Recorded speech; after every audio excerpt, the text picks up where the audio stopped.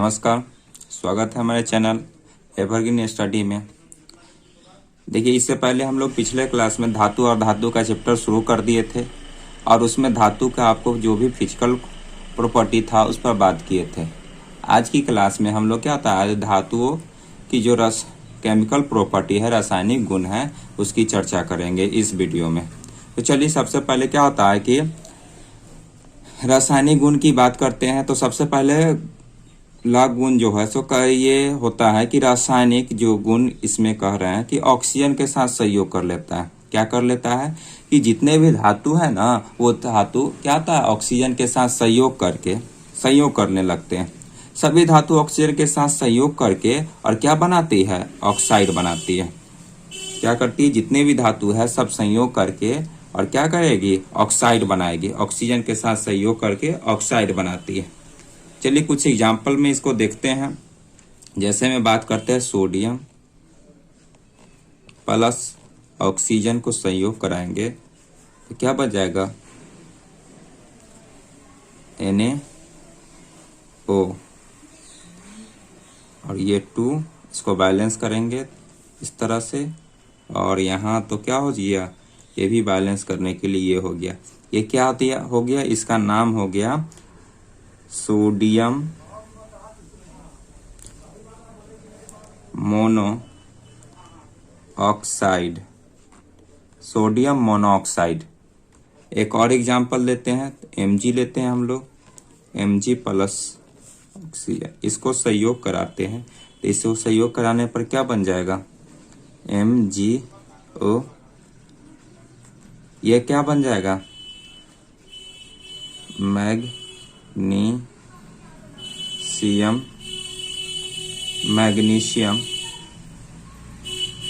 Oxide. ये जो हो गया मैग्नीशियम ऑक्साइड। चलिए अब दूसरे नंबर की बात करते हैं, देखते हैं। चलिए देखते हैं नेक्स्ट टॉपिक क्या होता है कि जल के साथ अभिक्रिया। जो दूसरा प्रॉपर्टी है, केमिकल प्रॉपर्टी मेटल का, वो क्या होता है कि अलग साधारणतः क्या होता है कि धातु के साथ अभिक्रिया कर लेता है, जल मिलकर अभिक्रिया कर लेता है। और ये जो अभिक्रिया होगा से अलग अलग वेग की दर से होगा। अलग अलग सबका क्या होता है, अभिक्रिया करने का दर होगा। इसमें कुछ एग्जाम्पल देखिए। कुछ धातु जो है सो क्या होता है कि कुछ धातु आपको ठंडे के साथ हो जाएगा, ठंडे जल के साथ।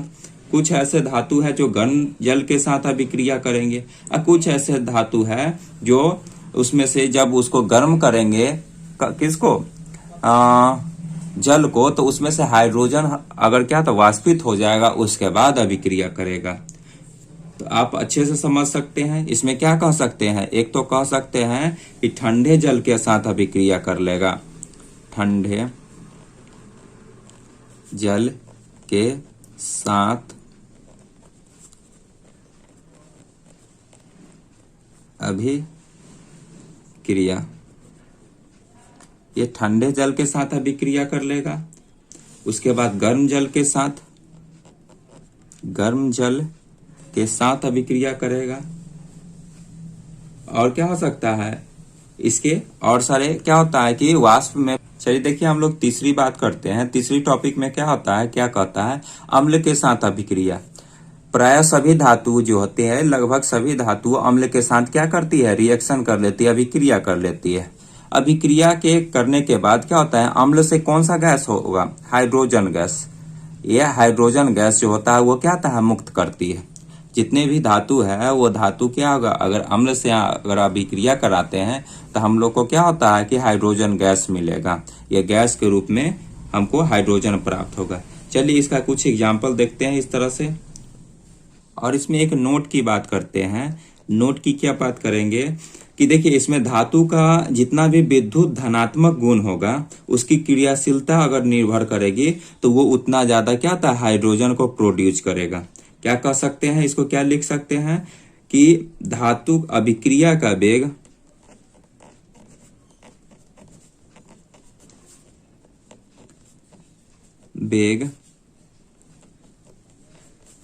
धातु के विद्युत धनात्मक गुण या उसकी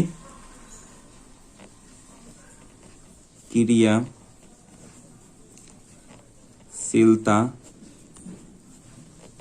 पर निर्भर करता है।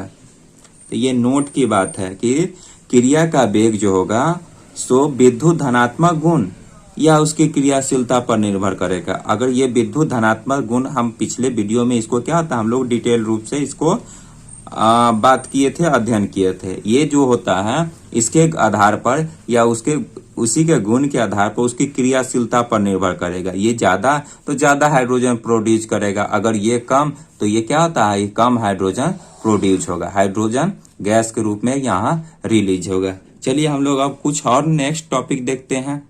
चलिए एक एग्जाम्पल इसमें और ले लेते हैं, एग्जाम्पल के द्वारा हम कुछ समझते हैं। एग्जाम्पल में देखिएगा हम लोग क्या कर सकते हैं, सोडियम ले लेते हैं, अब प्लस HCl लेते हैं, हाइड्रोक्लोरिक ये एसिड है। अगर इसको रिएक्ट कराए हैं तो ये दोनों मिलकर क्या होगा, Na और ये आकर Cl, सोडियम क्लोराइड और प्लस में यहाँ H2 ये गैस के रूप में क्या होता है, रिलीज होगा। अब इसको बैलेंस कर लेते हैं हम लोग। देखिए Na2 तो यहाँ ऐसे NaCl हो गया और यहाँ 2 लगा देंगे, यहाँ 2 लगाएंगे, ये देखिए ये बन के तैयार हो गया। इसी तरह से बहुत सारे एग्जाम्पल हो सकता है। चलिए अब हम लोग इसकी नेक्स्ट टॉपिक की बात करते हैं, नेक्स्ट गुण की बात करते हैं। चलिए नेक्स्ट टॉपिक की बात करते हैं, नेक्स्ट गुण की बात करते हैं। धातु अन्य धातु के साथ, जितने भी धातु है वो धातु के लवण के साथ अभिक्रिया कर लेती है। क्या करती है अभिक्रिया में, धातु अपने से कम क्रियाशील धातु, जो भी धातु रहता है उससे कम क्रियाशील धातु के जो लवण है, लवण के विलयन से क्या करता है, क्रियाशील धातु को विस्थापित कर देता है। जितने भी क्रियाशील धातु रहता है उसको क्या कर देता है, विस्थापित कर देता है। अब चलिए हम लोग क्या होता है कि नेक्स्ट टॉपिक क्या होता है, अधातु देखते हैं। अधातु में क्या होता है कि पिछले क्लास में हम लोग क्या होता है कि इसके बारे में डिटेल रूप से क्या होता है कि इसका आपको डेफिनेशन मिल गया है, दे दिए थे। इसमें चलिए एक बार और देख लेते हैं, अधातु किसे कैसे कहते हैं। तो वैसा पदार्थ जिसे क्या ऊष्मा और विद्युत जिसे सुचालक हो ना हो उसे क्या कहेंगे, अधातु कहेंगे। और जिससे सुचालक हो जाता है, अपने से होकर जाने देता है, उसे अधातु धातु कहते हैं। ये जाने देगा उसे धातु, और नहीं जाने देगा उसे अधातु कहते हैं। तो चलिए आगे इसका क्या था, गुण की बात करते हैं। इसका गुण की बात करते हुए क्या था कि पहला जो गुण है से भौतिक अवस्था में की बात करते हैं। तो भौतिक अवस्था की क्या बात करते हैं, तो चलिए देखिए, भौतिक अवस्था, देखिए सामान्य सभी धातु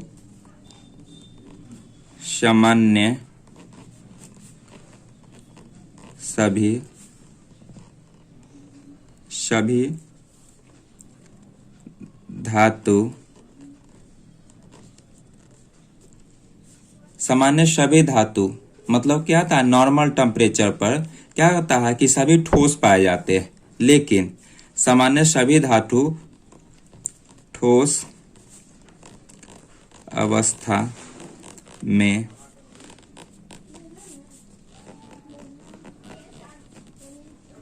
पाए जाते हैं। लेकिन क्या होता है, ब्रोमीन को छोड़कर यहाँ भी क्या होता है, एक अपवाद है। अपवाद में क्या, अपवाद में क्या करेंगे, ब्रोमीन को छोड़कर, इसमें ब्रोमीन को छोड़कर, ब्रोमीन जो है सो कैसा है, द्रव्य है, लिक्विड है। कैसा अधातु है, तो लिक्विड अधातु है। ये हो गया। नेक्स्ट टॉपिक की बात करते हैं। तो नेक्स्ट टॉपिक क्या था, भंगुरता की बात करता है। क्या भंगुरता है, अब इसको भी देखते हैं। देखिए ये भंगुरता के कहने का मतलब क्या है कि धातु को अगर हथौड़ा से चोट किया जाए तो वो छोटे छोटे पार्टिकल्स में, छोटे छोटे कण में क्या होता है कि बिखर जाएगी, टूट जाएगी। लेकिन ऐसा अधातु में नहीं होता था। अधातु में हम लोग चोट करते थे, वो क्या होता है कि फैलाव होता था, फैलते जाता था। लेकिन इसमें ऐसा नहीं होता है। इसमें भंगुरता में क्या होता है कि जितने भी धातु रहते हैं उसको पीटते हैं। अगर उसको पीटेंगे तो क्या होगा, छोटे छोटे पार्टिकल्स में क्या होता है, चूर चूर हो जाता है। अतः ये क्या होता है, इसका भंगुरता हो जाता है। छोटे छोटे पार्टिकल अधातुवर्धनीय होता है। इसमें तन्यता नहीं होती है। इसको पीट कर फैला नहीं सकते हैं, इसको खींच कर लमार नहीं सकते हैं। ये अधातु का ये गुण में है, आपको आ गया होगा। चलिए अब तीसरी बात करते हैं। तो तीसरी बात चमक कहते हैं। चमक क्या होता है कि सभी या सामान्यतः कह सकते हैं सभी अधातु, यहाँ सॉरी अधातु लिखना था। क्या था कि चमक की बात है, सभी अधातु अधातु में एक विशेष प्रकार की चमक नहीं होती। लेकिन इसमें भी अपवाद में है। अपवाद में क्या है, आयोडीन, हीरा,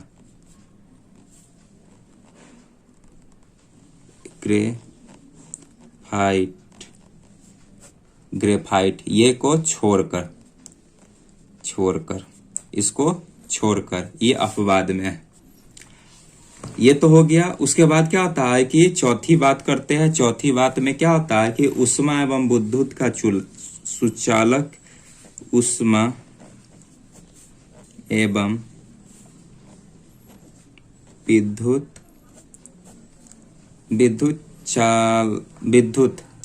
ये देखिए ऊष्मा एवं विद्युत क्या होगा, कुचालक।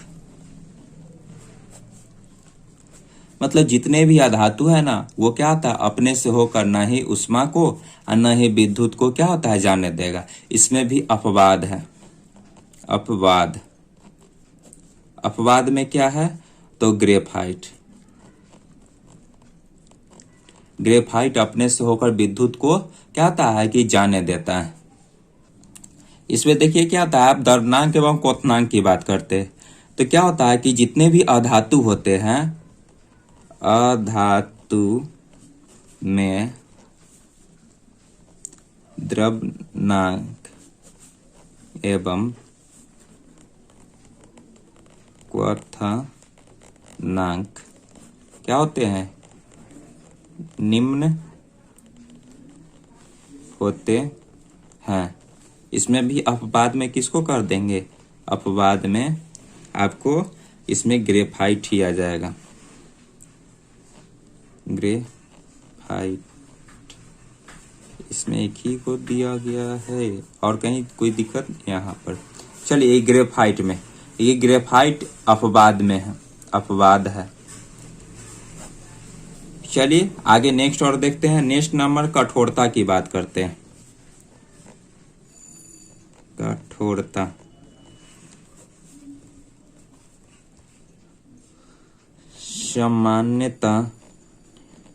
सामान्य सभी अधातुएं क्या होती है, मुलायम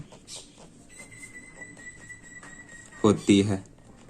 उदाहरण के लिए जैसे में क्या होता है, एग्जाम्पल के लिए सल्फर एवं फास्फोरस। सल्फर और फास्फोरस मुलायम होते हैं, ये काफी मुलायम होते हैं। जबकि इसमें क्या होता है कि मुलायम होते हैं। लेकिन अपवाद की बात करते हैं। अपवाद में क्या कह सकते हैं, जैसे कार्बन कह दिए,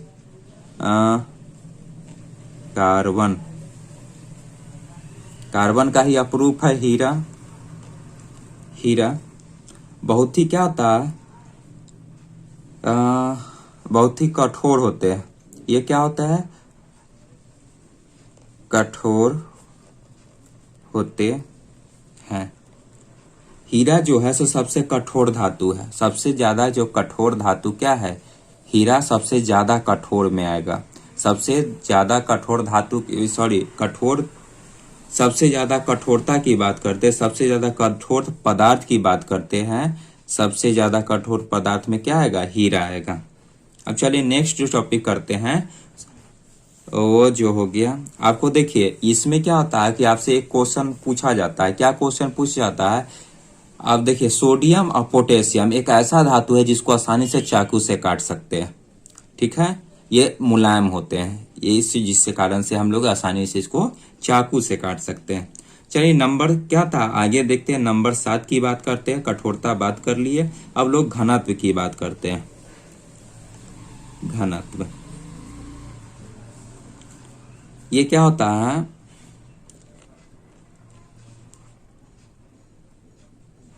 धातु के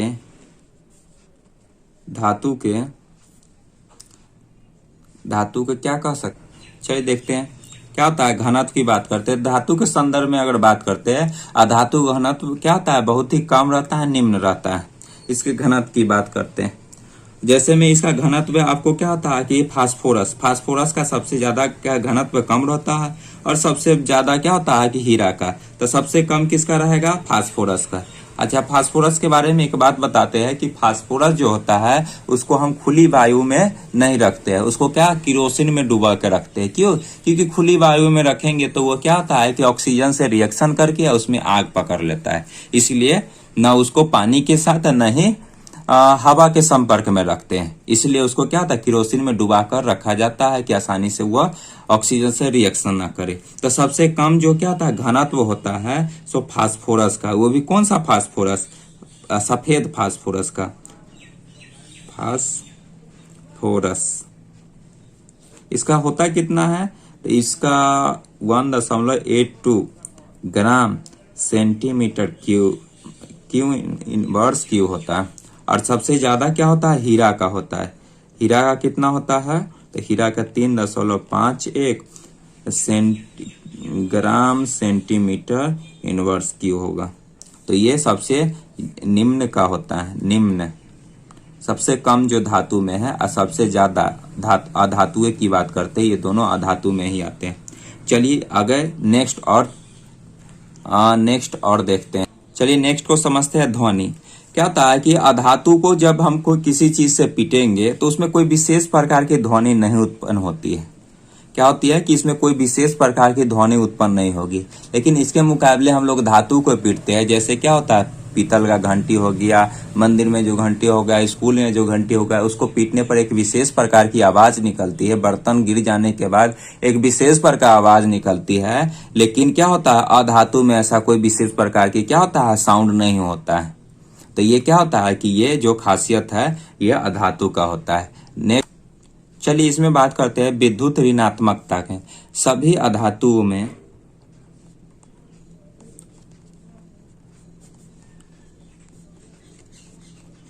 विद्युत